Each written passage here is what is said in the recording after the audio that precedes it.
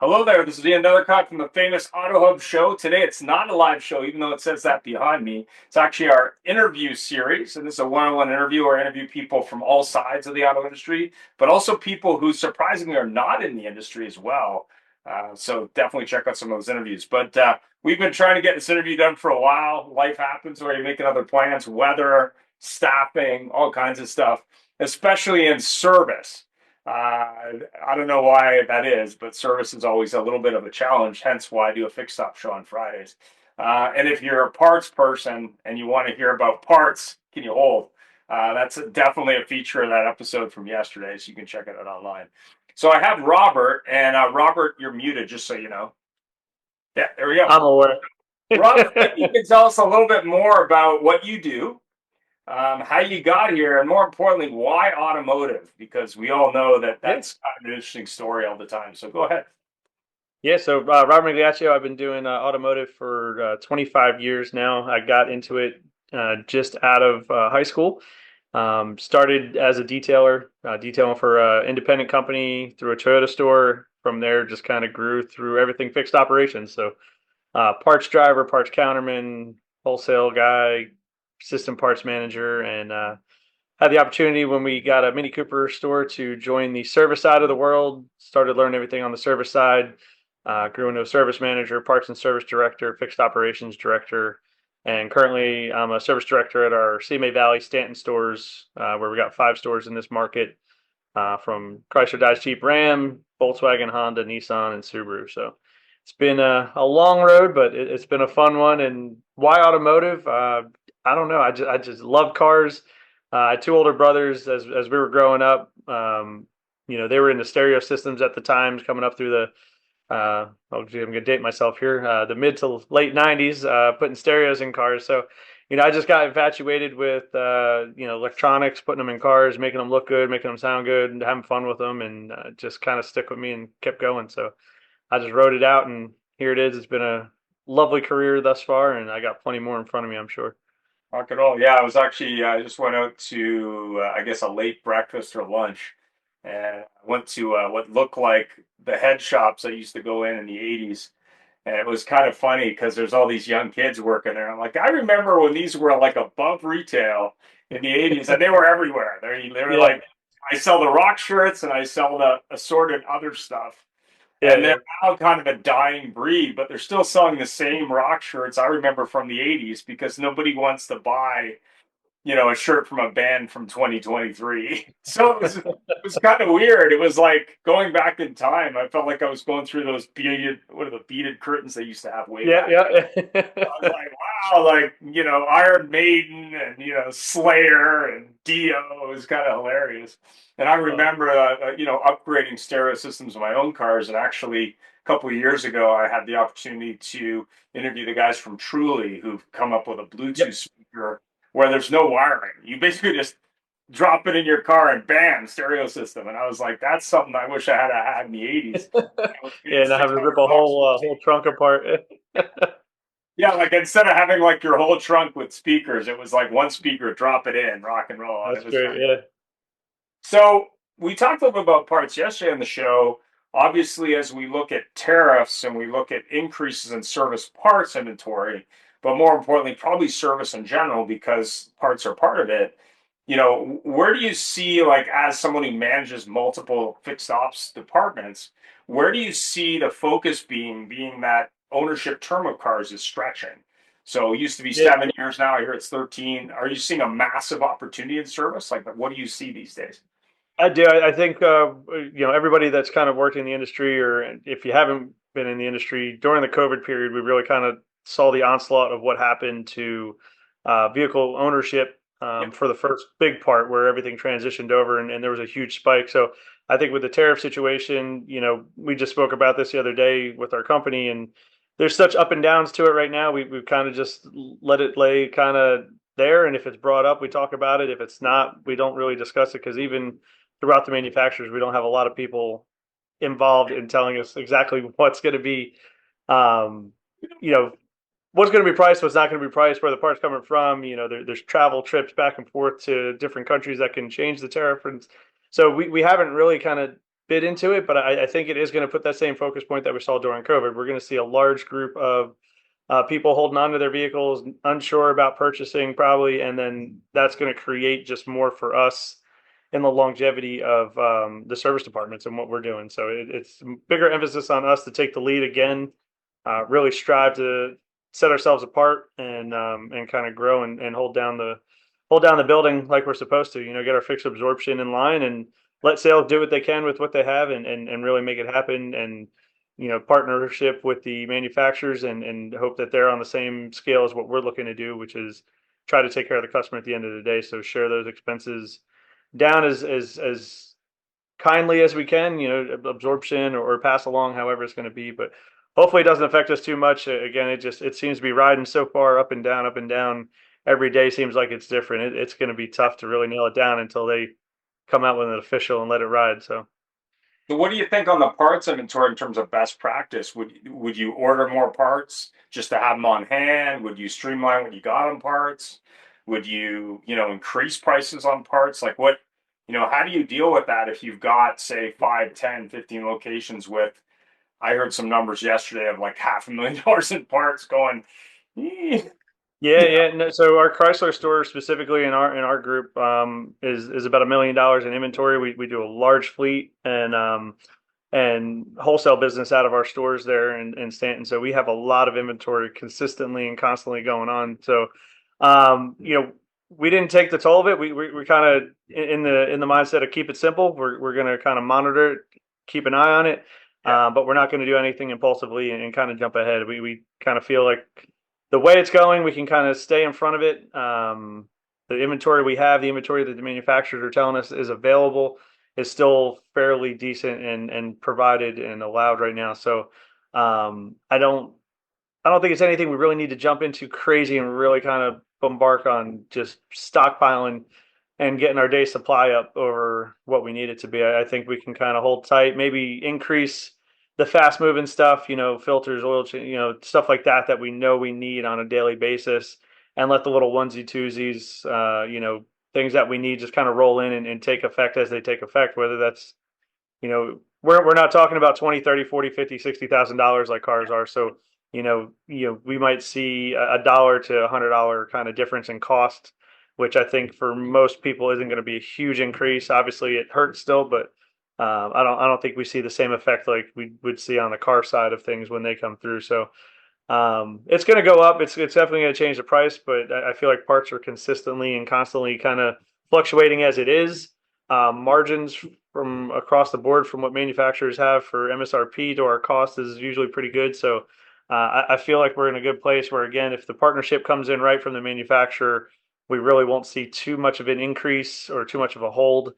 I know in the people I spoke to, the independents are a little bit different in that regard compared to the manufacturer. So I think they're going to see the largest kind of growth in what you would see as far as costs are concerned.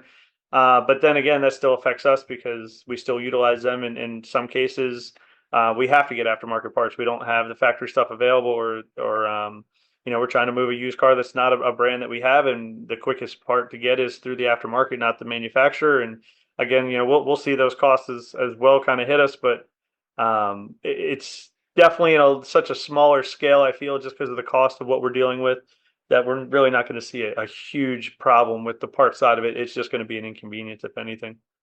And what about the retention side? I mean, I know back when I worked on the BDC side, I was doing some work with some General Motors stores and Mercedes-Benz and other brands, and they had this really low target for service retention. But obviously, when you look at ownership term stretching, and you're looking at obviously trying to retain as many customers as possible, and unfortunately for the independents, their costs are up, so that means we probably have an advantage, even though we always did with costing. What are there any strategies you're working on to increase retention, to bring people back that maybe you lost to other third parties? Like, how are you playing that game? Yeah, so we've put a structure in place where we're just kind of trying to stay out in front of everything that's going on right now and be the information hub for what they need to know. Because to be frank, I mean, if you look out there, I don't see anything from the aftermarket really, saying there's any cause for concern. They're just letting it roll. So we're out there actually putting ourselves out there through social media, through email blast on our websites. Videos we're sending to the customers from our CFO, just saying, we're here to help. You have questions, call us, and try to help build that relationship and really drive the retention aspect to us. That we're going to end up probably having the better cost, the more flexibility, and the more longevity with what's going on, kind of to work through the situation and the issues more so than you would if you did hit the independents, And again, at the end of the day, we've kind of always focused it on that relationship and that bargaining chip per se, that we're here to help no matter what. So, it doesn't have to be related to a cost associated to us, but just the fact that we're coming forward to try to help everybody understand ourselves, even when we don't understand. So that way they have somewhere to go and they know they can come to us. So you just putting it out there and make sure that when they do think of it or they hear it, they Yep. remember us and then want to come to us to get their answers. 100%. Yeah. I mean, I remember years ago, and this date myself a little bit, but say 15 years ago, I've been in the auto industry like you, 25 years. 15 years ago, I remember doing exercises for BDC reps where we'd call independents and we'd ask them questions about pricing, and they were always a little shocked with how expensive it was somewhere else. But Yeah. what you have to remember if you're listening to this and you're a customer, and everyone's a customer servicing your car, not only taking it to a dealer or a branded dealer, you're getting certified technicians. You're usually saving some money, and in most cases, you're getting a warranty on the work provided. So do your homework, sure, but if you're keeping a car 13 years, you want to be doing that preventative maintenance by someone who knows what they're doing, and more importantly, is trained on your car. I mean, I Yeah, saw a really 100%. funny one. I think it was on LinkedIn. There was some picture of a guy with a Lamborghini Urus, which is their SUV, and it was Yeah. like in a Jiffy Lube drive, and I was sitting there going, "Ooh, that's about to be a very bad decision." Yeah, when you think about, we can't even put off-brand oil filters on most of the Yeah, off-brand vehicles that we have because of the issues that arise from them. So it falls into a crazy aspect of like the consumer just needs to be made aware and understand that, even we try to take the proper precautions to make sure that we use dealer branded parts when we put them on our used cars, so that way we don't have the issues that you would get going and servicing with off-brand parts in that regard as well. So it's been pretty wild and crazy to see that. But yeah, I think I saw that one as well, which was, it's like and nice. even still, when I drive the parking lot of all the independents, I always look to see what they have in their parking lot, and I'm like, why are you not at my store? It's like it should be there, it shouldn't be here, kind of thing. What about the mobile service game? Are you guys in that game? Are you considering it? Are you looking at it? Have you So thoughts we on it? do. We through the group, since we have obviously we got 8 locations, 24 stores Yeah. total in the CMA group. We do have a Ford and a Lincoln store, which are both running mobile. I think we're one truck each a piece on that. And most recently, from the last NADA, I spent some time with some of the independent groups out there and talking to them. And I've been meeting with them, kind of try to get some game plan together of what the investment's going to look like for getting it up and running. It's definitely something I feel obviously is kind of the next steps to what we're at. A lot of us are way behind in times on that, just as we Right. were with everything else. Um, so just trying to get in the game, and there isn't a lot in the area where we're at currently. So it's going to be a huge game changer, I think, for us to put something in first and be one of the first to do it in our market, Right. just because nobody else is doing it. And you know, we call the Power Valley because all of our stores are here. We all work together accumulatively, so we'd be able to brand it almost in our sense as 5 separate independent brands within one on that mobile truck too. So we can run a CMA truck in our market that's housed to be able to take care of 5 major manufacturers locally and afar. So we be able to step in some different markets, get into some different places where people just don't travel to us, and Right. really kind of get in front of them and push them our way at the end of the day. So it's definitely on the radar. It's something we're working on, something we're building, and it's just going to be interesting to see how far we do take it, though. If it's going to be 1, 2 trucks, or if we're going to be like the Ed Roberts of the world and get into that 20, 30, 40, 50 truck kind of scenarios that they're running, and really kind of see ourselves be leaders in that. Yeah, I mean, and what's your opinion on technology like UVI versus Hunter and stuff like that? I mean, I've even heard some crazy stuff with robots in the drive delivering parts. But what do you think on technology like UVI with all that information? Is that something you're looking at, or something you think's a little So overwhelming for the customer? Like, what do you think? So we're definitely trying to be innovative. We're definitely using AI where we can, whether it's in phone service systems and stuff like that.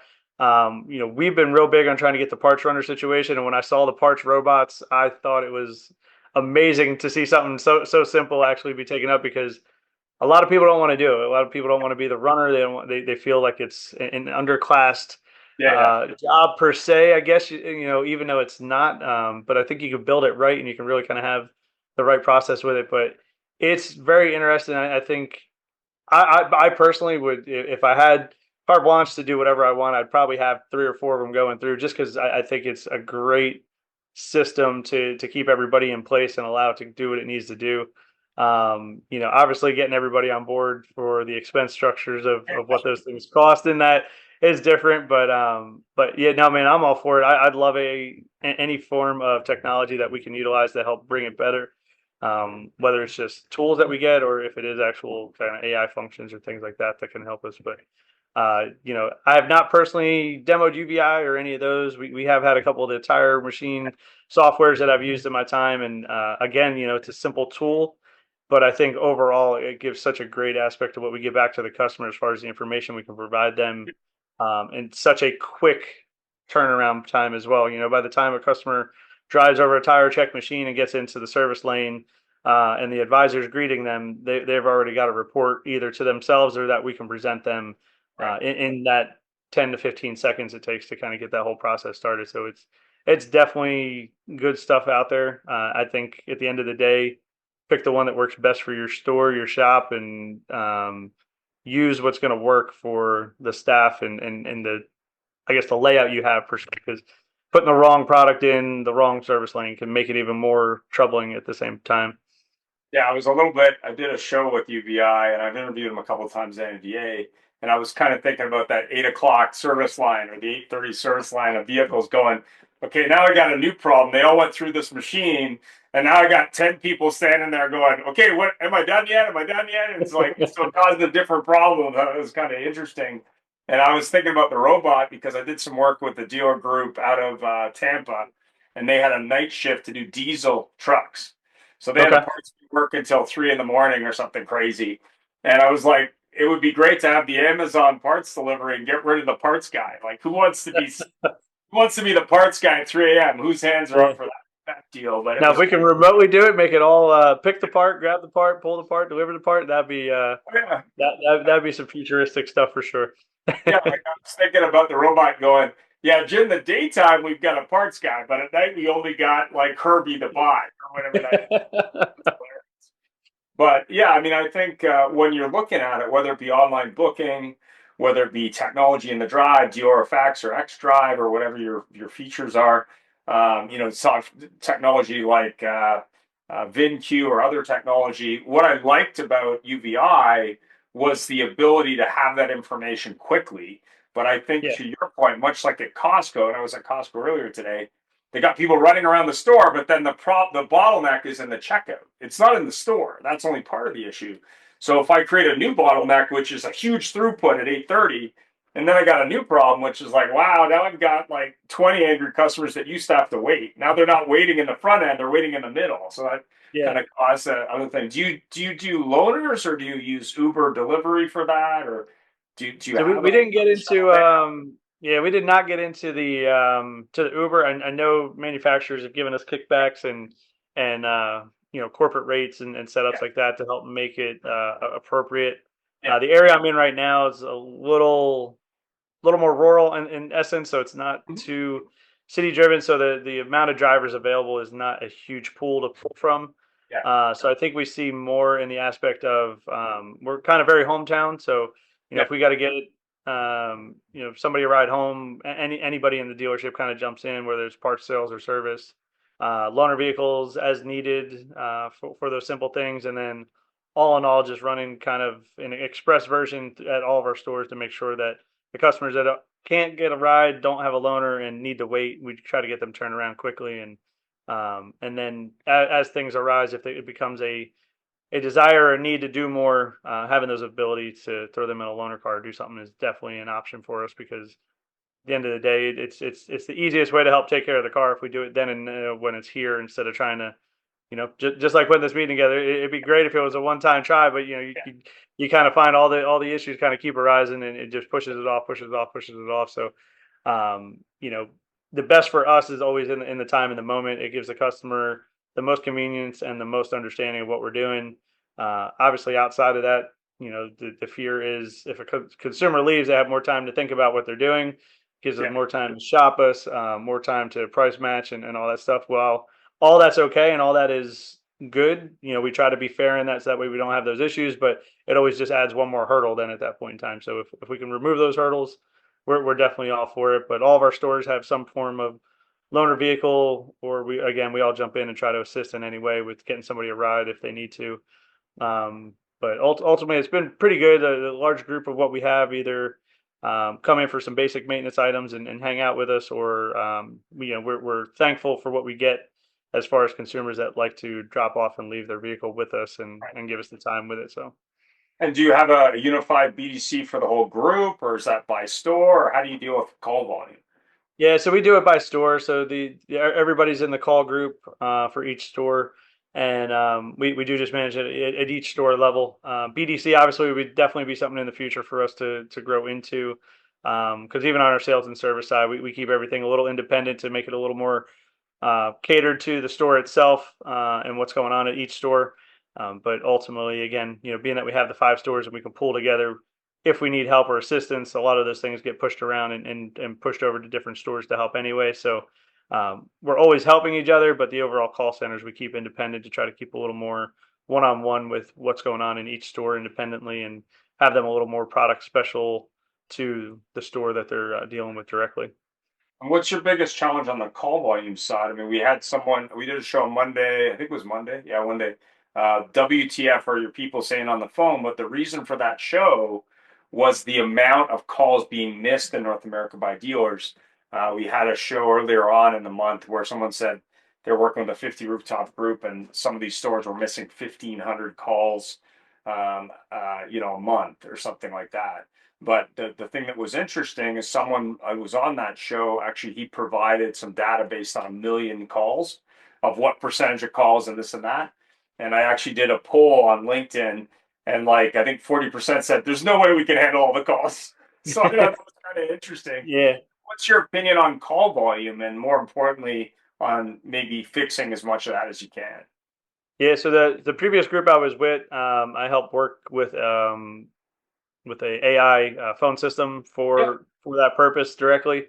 They're actually piloting with a couple of our stores now yeah, in this group, and then we've used a couple different AI tools in that yeah, regard to try to help catch it. So the thing I liked about it, and the thing that worked well with those, is it was one scary because it yeah, doesn't sound like a robot, yeah, and then two, it was the instant feedback we got, because some of the other phone system recording ones that we've had in the past, we get the report or the call miss yeah. queue, an hour or two after the call has happened. So a lot of the AI ones are that we've been piloting are giving it to us in live data. So you call me, I don't get the phone call. By the time you hang up the phone and it's a missed call, I already have a report queue coming up Right. as a manager on the desktop saying, hey, you got a missed call.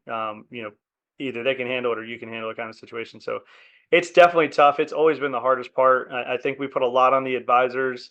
And I think for us, from the management level, we could do a better job speaking up for it. And from a dealer level, I think dealers could do a better job assisting in taking on the expense of either an AI system or additional staff, because it, it's a lot when you're out there as an advisor, and to try to ask on top of everything else that they're slated to do each day.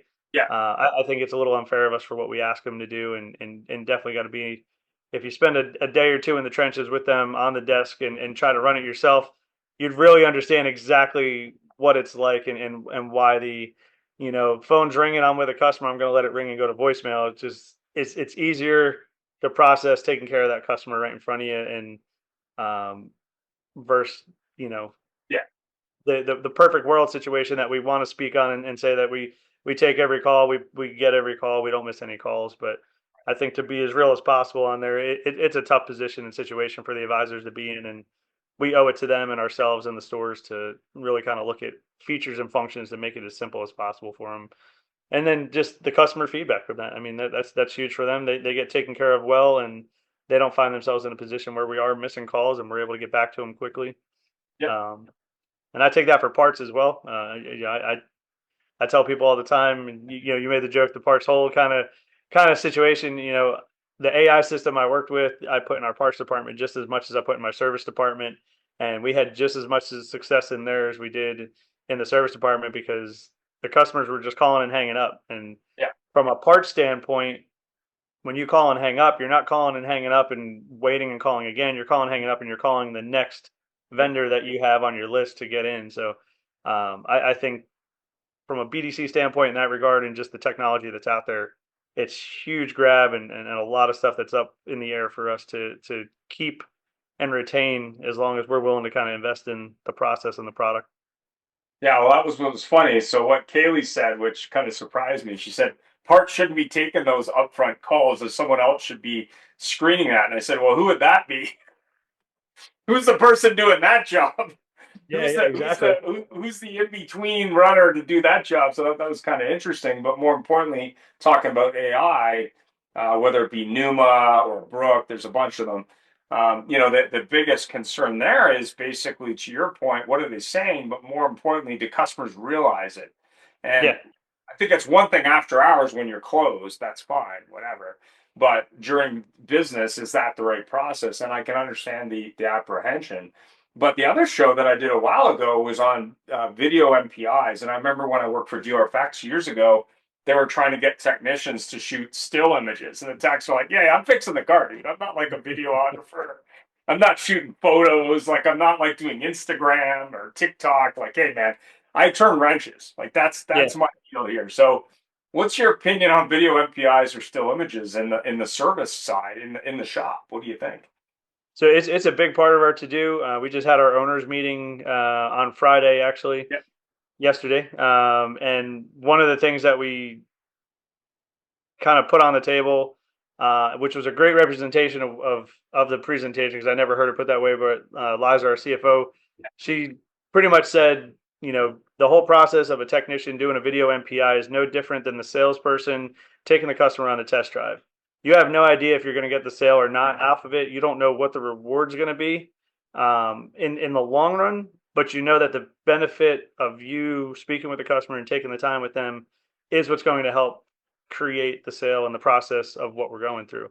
The biggest complaint I get, surprisingly, is the technicians want to do the videos, but then it's, hey, we don't need service advisors. And then again, I gotta give them the kind of the gut punch and say, well, we'll come on over and stand on the desk and talk to the customers all day, because it's a whole different process. It's a whole different situation. So it's just as needed. But the transparency and the understanding of what's going on from the technician is what the consumer enjoys. They don't know me any better than anything else. So they see me when they check in the car. Jokingly I laugh because every customer thinks every advisor is the service manager of the store. So the placement there is they know they're not the technician at the end of the day. And a lot of people, again, you go to the doctor. Do you want to hear the good and bad news from the nurse, or do you want to hear the good and bad news from the doctor? You kind of want to hear it from the doctor in that regard. So we are big on video MPI. It's a big, huge part of our yearly reward program for the technicians.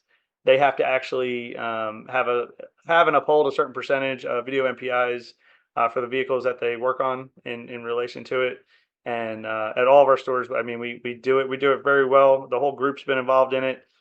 We have a goal set for about 75-80% completion on customer cars. So obviously 100 is the Go. top tier kind of overall goal, but we set a benchmark to try to get it up and running and get it from 50% to 75% to 80 to 100, and really kind of just get the whole process. And even still, I mean, there's other people out there that are even starting to do now the advisor update or the technician update as well, not just the video MPI, but also, hey, your parts are in. I'm working on your car. Everything looks great. Should have it done by today, tomorrow, next day, or whatever.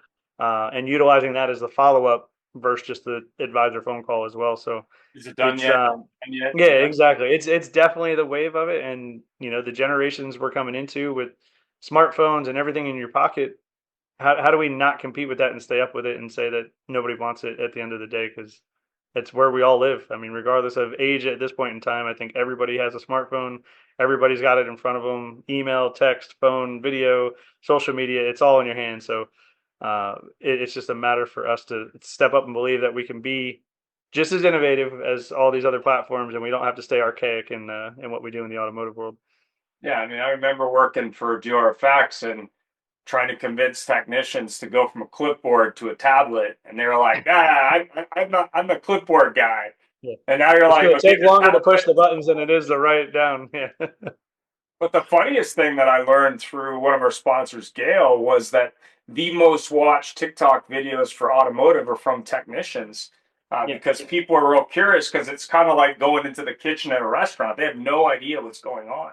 And it's Yeah. kind of interesting from a point of view of service updates, but more importantly, that might be part of the solution for the phone problem because if I don't have to have those service update calls, if it's handled early, I can get ahead of it versus not doing that. But the thing that kind of got me thinking back when I trained technicians and service writers was that technicians and the service writers would be at loggerheads because they'd be like, yeah, I told them this is needed and they never sold it. But once they connected those two together and they realized that the technician was presenting it every time, or sorry, the writer was presenting it every time, it eliminated that problem. There was no longer a problem. But when you look at MPIs, not only can you see the problem, you can probably also get metrics that the customer even watched it. So you can say, hey, I noticed you watched the video. Did you have any questions? Right? Yeah. And Versus, yeah, I was gonna say our video format actually allows us to see that. So I see create, send, and viewed is the report that we get daily on it, and we can see live at the same time. And then one of the best practices that have been out there is obviously they want the advisors aware of what was on the video. But I wanted to remove, like you said, that feeling that a technician felt like something wasn't being presented. And it's not that the advisors are not presenting; it's just the thought process over time is there. There's one bad apple, and it kind of sours the batch at that point in time. So, we, or at least I, allow my technicians with the trust that they're going to make quality videos and send them that they're going to match up with their multi-point. The multi-point the advisor is going to review with them is going to match their video. So you're going to have the ability when you're done and hit submit, it's sending to the customer directly before the advisor even gets a chance to yeah, review it or not. The customer almost has it first. And I know it's a little contradictory because your advisor's not really prepped or primed for it, but if we do it correctly, they do the multi-point, they get the multi-point in and running. So the yeah, pricing is being structured, and then they send the video. Everything kind of hits full scale within that 5 or so minute range. The customer's had time to review it.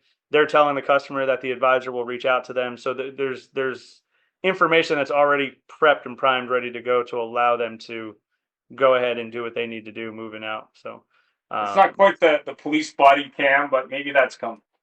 yeah, something like that. Exactly. Yeah. Like the helmet cam or something, Yeah. Yeah. like the GoPro. That'd be wild if they Hey, just walked around Alan, with fixing your a car. recorded, yeah, recorded the 8 hour day the whole time. Yeah, it's not a cooking competition show. It's a fix a car competition show. How quickly can I do this oil change?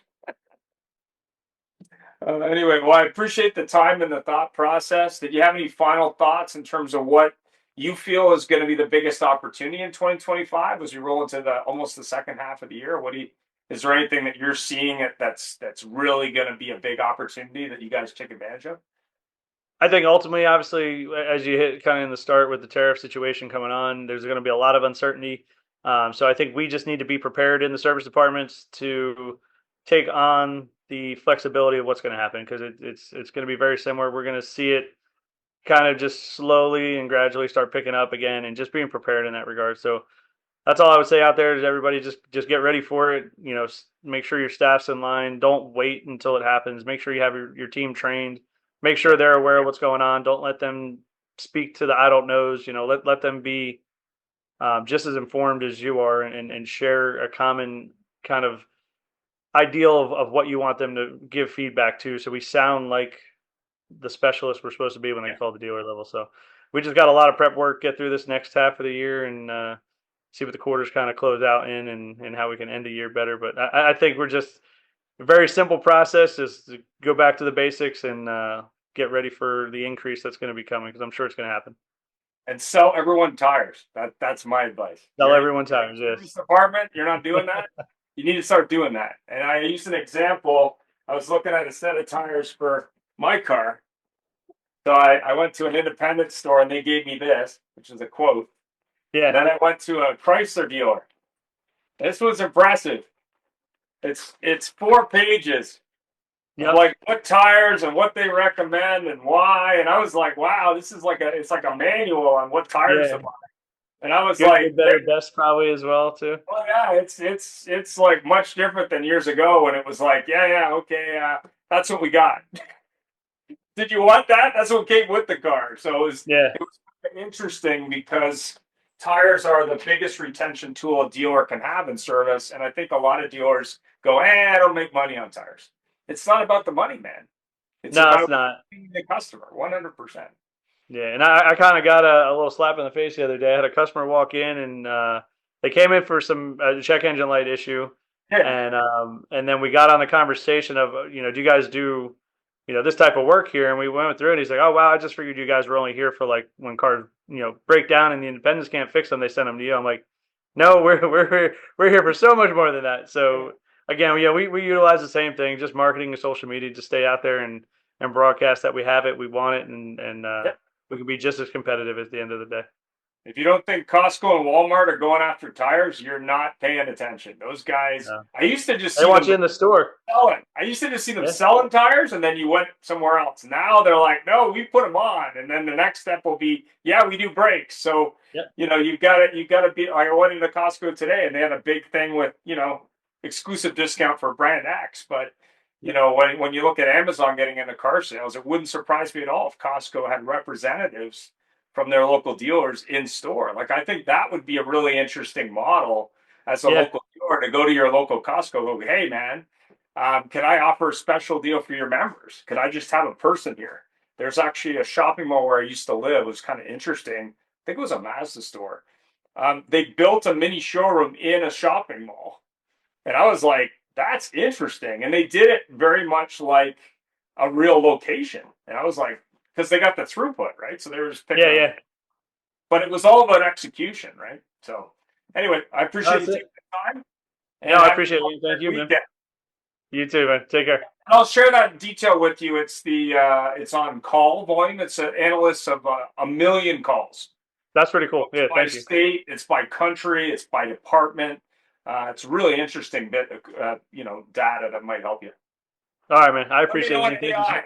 Let me know on AI. Yeah. It's not RoboCop or the Terminator. Yeah. So the group I work with, I mean, it was Numa, who's who I helped Yeah, launch. I was working with them when they were piloting in auto yeah, dealers, and then when I got down here, obviously the not the president, but the president of the market I'm in, yeah. just very very tight on expenses, and then just getting everybody around to it has been a little more difficult. So we've been piloting them in about 3 or 4 of our stores now, and it's definitely on the cusp of what we're trying to look for kind of growing too. So I think they're General Motors did something. The General Motors did something with it. I'm not sure what they're doing. I yeah, know. I got them certified with GM initially, so we got them co-opt and whatnot as a vendor, and then I think they're working to try to partner with manufacturers to kind of eventually be kind of the tool from the manufacturer that they're allowing. Exactly. Gold Star tool.